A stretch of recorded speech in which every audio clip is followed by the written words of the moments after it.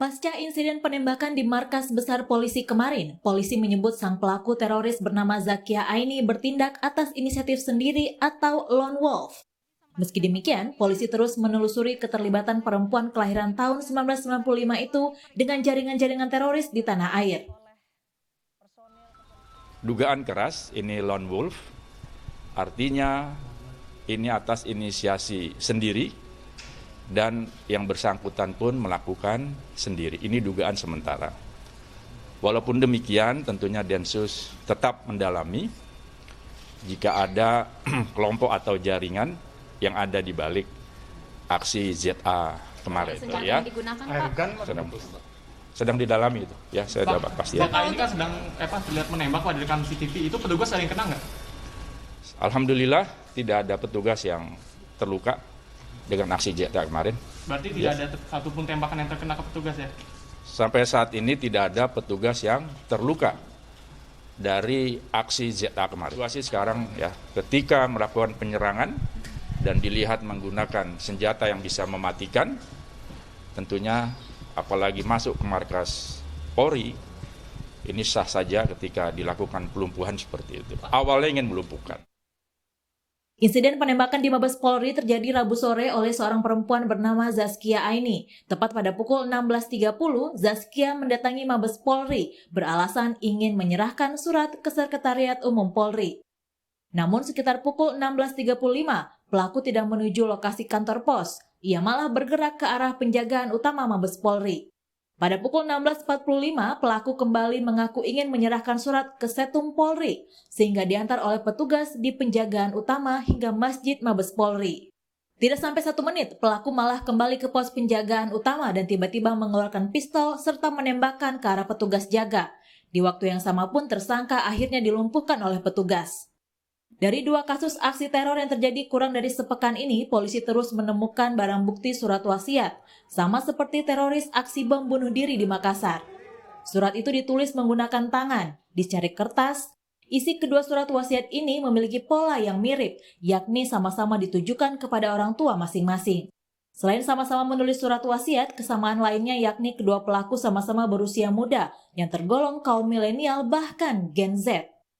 Peneliti terorisme Serve Indonesia DT Alia mengungkap ada perubahan strategi yang dilakukan jaringan terorisme di Indonesia yang menyasar kaum milenial melalui aktivitas yang juga sangat milenial. Nah, sekarang mereka merubah strategi dengan menyasar melalui aktivitas-aktivitas yang sangat milenial. Artinya targetnya juga milenial. Nah, ini mereka sudah masuk ke sekolah-sekolah, ke perguruan tinggi. Nah, mereka perempuan juga dijadikan target ya. Kenapa perempuan kemudian dijadikan target? Karena satu, perempuan ini bisa kelihatan kalau dari aksi tadi ya, aksi yang Mabes Polri ini betapa perempuan ini kalau dari kacamata saya melihatnya. Ini sangat emosional. Jadi dia tidak sistematis, tidak strategis, tidak tanpa perhitungan gitu, tidak menghitung untung ruginya gitu ya. Selain keterlibatan kaum milenial, fenomena baru jaringan terorisme juga ditandai dengan keterlibatan perempuan dalam aksi teror di garis terdepan. Untuk melindungi si keluarga-keluarga ini sendiri, mau tidak mau kita harus melakukan vaksinasi.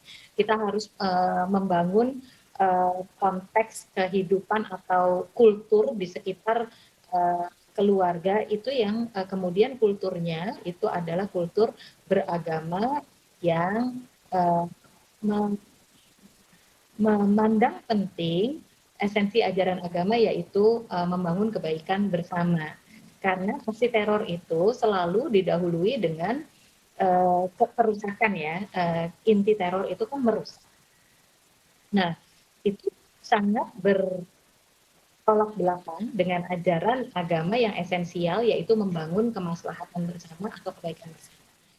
Presiden Joko Widodo mengajak masyarakat tetap tenang dan meningkatkan kewaspadaan terhadap potensi serangan teroris. Saya minta kepada seluruh masyarakat di seluruh tanah air agar semuanya tetap tenang, tapi juga waspada dan menjaga persatuan. Dan kita semuanya bersatu melawan terorisme. Saya juga telah memerintahkan kepada Kapolri, Panglima TNI, dan Kepala BIN untuk meningkatkan kewaspadaan. Saya tegaskan sekali lagi, tidak ada tempat bagi terorisme di tanah air. Pasca adanya insiden penembakan kemarin, penjagaan di Mabes Polri diperketat. Jumlah pasukan jaga di gerbang ditambah, menyiagakan anjing pelacak di sekitar Mabes Polri. Tim Liputan Kompas TV. Sudah bergabung bersama saya adalah jaringan Gus Durian, Alisa Wahid. Mbak Alisa, sebelum nanti saya ke Mbak DT. Mbak Alisa, ini hal yang lagi-lagi harus saya katakan luar biasa. Kenapa luar biasa? Negatif tapi ya. Bahwa kemudian ia dikatakan lone wolf, hasil penyelidikan polisi. Ia kemudian punya kegelisahan dari sosial yang kemudian kalau biasanya dulu kita bicara teroris yang dulu dia ada perkumpulan. Tapi sekarang tidak perlu ada perkumpulan. Hanya bergerak dari diri sendiri lalu kemudian melakukan aksi sendiri. Ini luar biasa. Bagaimana kemudian Mbak Alisa bisa menilai ini? Ada perubahan, ada pergeseran dalam beberapa tahun terakhir? Iya, betul Mas. Dan sebetulnya ini bukan hanya terjadi di Indonesia ya. Karena rekrutmen melalui jalur online, kalau di Eropa itu sudah terjadi sangat lama begitu. Anak-anak perempuan yang ikut berperang di Syria misalnya, yang bergabung dengan ISIS dari Inggris, itu semuanya rekrutmennya online. Begitu, jadi memang tidak ada pertemuan. Nah itu mereka udah lebih dulu.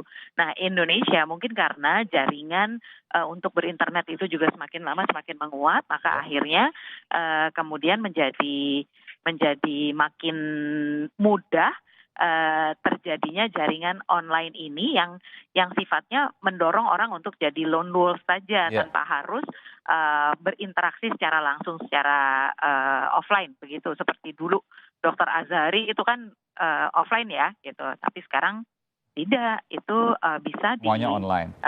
Iya, semuanya online. Dan maksudnya karena Anda itu mencurigai bahwa dia tidak bergerak sendiri, dia pasti terpapar dan ada yang mengomandoi meskipun lewat online. Iya, pasti ada yang mengomandoi Mas, walaupun itu dia tidak mengenal siapa-siapa selain atasannya itu ya, dalam tanda kutip penggeraknya itu begitu. Pasti ada, tidak kemudian ujuk-ujuk seseorang itu dia memproses sendiri lalu tanpa ada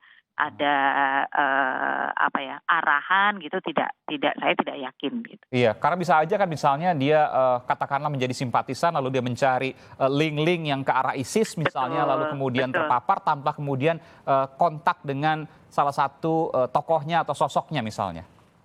Iya, mungkin saja tidak langsung dengan sosok tertentu terus kemudian tanggal sekian kamu jalan, itu mungkin tidak ya.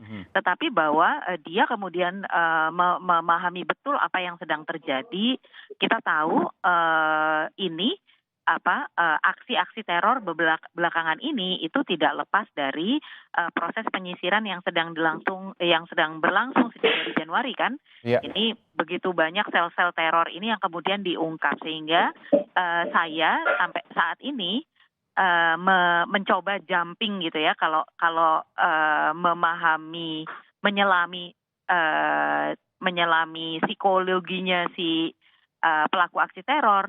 Pilihannya kan cuma dua ya Mas. Saya mati melakukan amaliyah dan saya akan mendapatkan surga itu, atau saya mati ditangkap oleh pemerintah Togut gitu. Nah, mana yang lebih mengundang? Tentu yang pertama. Orang dia memang berproses untuk menjadi pelaku jihad, maka jihad itulah yang kemudian harus secepatnya untuk dilakukan. Ini juga sesuai dengan apa yang disampaikan oleh aparat keamanan, bahwa yang pasangan yang di Makassar itu sudah ada di dalam daftar pencarian, belum ketemu aja gitu. Oke, ini jihad versi mereka ya, yang kemudian harus dikatakan sesat, betul. Karena sama sekali kemudian tidak diajarkan dalam ajaran agama terkait hal itu. Betul. Iya, saya ingin ke Mbak DT. Mbak DT, ini kita harus mengatakan hal yang lagi-lagi klise. Ketika kemudian dikatakan anaknya baik, orang tuanya tidak tahu bahwa ada kecurigaan ke arah sana. Bertahun-tahun ketika ada aksi teror, kita selalu mendengarkan hal yang sama. Apa yang perlu kita cermati dalam hal ini? Ya, ini biasanya gini, Mas Aiman. Di depan orang tua, mereka suka menutupi ya. Ya. Jadi mereka menutupi aksi-aksi mereka karena memang mungkin juga salah satunya di dogma. Apalagi misalnya ketika orang tuanya sudah dianggap berbeda ideologi ya, itu dianggap juga orang tuanya kafir ini. Nah ini jadinya mereka menutupi, tapi karena dia masih dalam satu keluarga, dia nggak bisa lepas kan dari keluarganya ini. Nah, tapi mereka kemudian mulai menjaga jarak terhadap orang tuanya pun juga mereka mulai menjaga jarak. Kadang-kadang mereka juga menjadi agak melawan ya pada orang tua. Gitu. Jadi misalnya orang tua kasih tahu dia melawan gitu. Nah, orang tua itu memang banyak kasus ketika terjadi itu orang tua nggak tahu sama sekali bahwa anaknya ikut dalam kelompok-kelompok yang seperti itu gitu ya. Itu yang membuat orang tua kemudian shock dan saya pikir saya melihat kasihan gitu ya. Karena ada beberapa kasus saya temuin orang tuanya itu sampai kebingungan, sampai nangis, neneknya sampai nangis gitu kan. Nah ini karena anaknya ini orang tua tidak pernah menyangka gitu loh bahwa anaknya terlibat dalam dan selalu masuk dalam kelompok-kelompok yang seperti itu gitu ya. Ini yang membuat kita jadi harus mulai ini fenomena menarik dan kita harus pelajari kenapa bisa seperti itu, ya kan? Nah memang mungkin orang tua asik dengan bukan asik sih ya. Mungkin orang tua mempercayakan sepenuhnya kepada anak atau orang tua tidak peduli pada anak. Ini ada banyak sebabnya. Ya. Okay. Terus atau mungkin broken home juga. Ini juga ada banyak kasus memang anak juga broken home. Tapi ada satu kesimpulan dari apa yang kemudian terjadi bahwa mereka yang melakukan aksi bom bunuh diri ini mayoritas adalah sosok yang tertutup. Saya ke Mbak Debbie, Mbak Deborah. Betulkah kemudian dari hasil analisis grafis yang kemudian Anda lakukan bahwa yang bersangkutan memang adalah sosok yang tertutup, baik Lukman maupun Zakia? Dalam kasus ini iya, tapi tidak bisa digeneralisasi Mas Aiman, karena tulisan tangan setiap orang itu berbeda, sehingga karakter setiap orang juga berbeda. Dan kalau saya mencermati surat dari para pelaku teror dari tahun 2011 hingga saat ini, dari semua sampel yang saya miliki, itu tidak semuanya tertutup. Ada juga yang terbuka. Nah, jadi memang faktanya tidak bisa kita mengambil kesimpulan bahwa semua orang yang bisa menjadi pelaku teror itu karakternya X atau karakternya Y, sama. Itu tidak bisa. Dan hal ini juga harusnya membuka pandangan atau pemikiran kita semua. Kalau sedemikian hebatnya si perekrut teror ini bisa melakukan pendekatan yang berbeda-beda untuk satu tujuan menjadi radikal, dengan teori yang sama, itu bisa kita balik, Mas, bahwa pendekatan untuk melakukan deradikalisasi itu juga bisa dilakukan tapi tidak dengan general approach, tidak dengan pendekatan yang umum, tapi dengan pendekatan yang berbeda-beda sesuai dengan karakter target. Hal ini juga didukung oleh teori dari neuroscience tentang neuroplasticity, bahwa sel-sel otak dan struktur otak manusia itu lentur, Mas, elastis, bisa berubah dengan intervensi lingkungan. Ya. Dan pendekatannya juga harus di-customize sesuai dengan karakter yang bersangkutan dan secara individual, begitu ya? Customize. Seperti yang kita lihat di Zaskia, yang menonjol adalah kemarahan. Di Lukman, yang menonjol adalah ketakutan. Nah, bagaimana pendekatan kemarahan dan ketakutan? Itu kan tidak mungkin sama. Sebentar Mbak Debbie, sebelum melanjut. Kalau tadi Mbak katakan di Zakia itu adalah kemarahan dengan lingkungan sosial atau status sosial. Lalu kemarahan bukan dengan lingkungan ya, kemarahan bahwa status sosialnya itu tidak sesuai dengan yang dia harapkan. Kalau untuk Lukman, ketakutan akan hal apa? Ketakutan akan masa depan. Dia takut punya masa depan yang tidak baik. Dia takut,